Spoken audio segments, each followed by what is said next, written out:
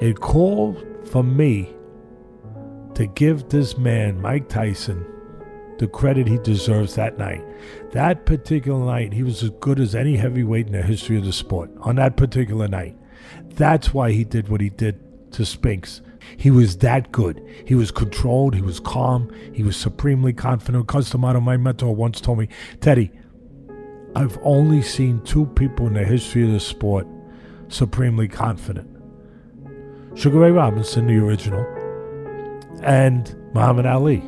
There's a power, there's a force to that. That night, he had that power. Mike Tyson was supremely confident. He was calm. When you're calm, you slow everything down. You see things at a different pace than others see it. Well, others see it where it's too fast, maybe. It's chaos. When you're at that level, even in a chaotic place, you see things that make sense in a senseless place, in a place of madness, in a place of fire.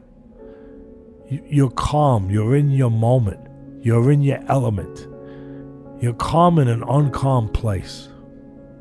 And that was Tyson. You see everything.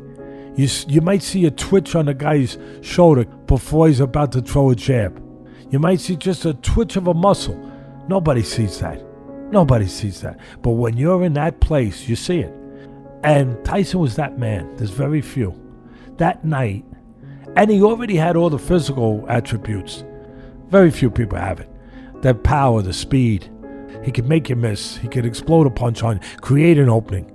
That night, Mike Tyson had it all. He had an aura about him. Nobody was going to beat him that night. I don't know if anybody. On that given night, you know the problem with Spinks? It was Tyson. He had a plan. He knew what he was going to do. He was aggressive. He wanted to be the boss, which he usually tried to be. But he knew that he wanted to convey a feeling to Spinks. So he came out hot, but under control.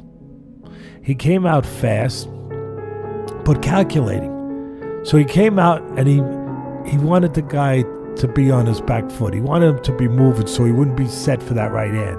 So he knew what he was doing with that. So he was sending a message, a physical message and a mental message. He gets him, backs him into the rope. He hits him a left uppercut. He goes over to find the opening.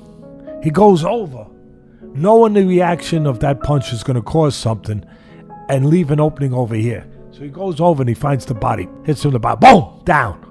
First knockdown. Clean. I mean, brilliant. Nobody notices that. Nobody gives credit for that. Then he gets up, he gets the count, Spinks. Tyson starts coming in casual. The ring is not a place usually to be casual. But he knows what he's doing. It's his moment. He's completely in control of the moment. And he comes walking in, he knows that the guy's desperate.